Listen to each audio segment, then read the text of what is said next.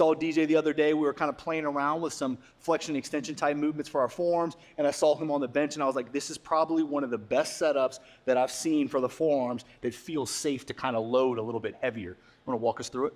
Yeah, just trying to find an isolation point.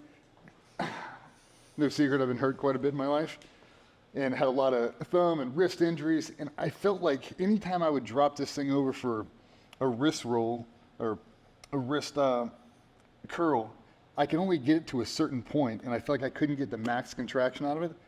I'm playing around with leaning, and then I finally I accepted it one day, and if I drop my shoulder over to the bench, it kind of takes everything out, and it really gives me a point of isolation.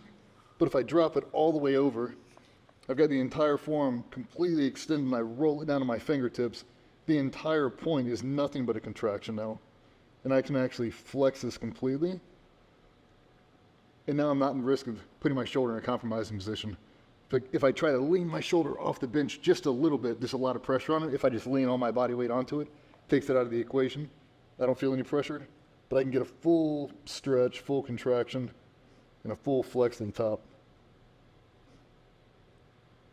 I really like this movement because it kind of allows us to load that tissue with a heavier dumbbell, and where we don't have like the machines that we can isolate our forearms, we kind of have to be creative with how we load that tissue. And this sort of setup right here puts DJ's shoulder in a pretty safe position to load this because he has the support with the bench, but he can load this pretty heavy with a 40-pound dumbbell as seen here. Whereas if he didn't have this setup, we might be in that 20-pound range, but it really allows him to kind of provide a progressive stimulus that we can apply these higher levels of stress. But DJ, as you watch there when he was getting out of this, it's getting out of it with two hands. It's kind of a pretty safe setup that I feel comfortable watching DJ push through some heavier weights with this. I love watching arm wrestlers and doing the whole thing. You see them getting these really precarious situations, and that's where I feel like my shoulder's gonna pop out of socket.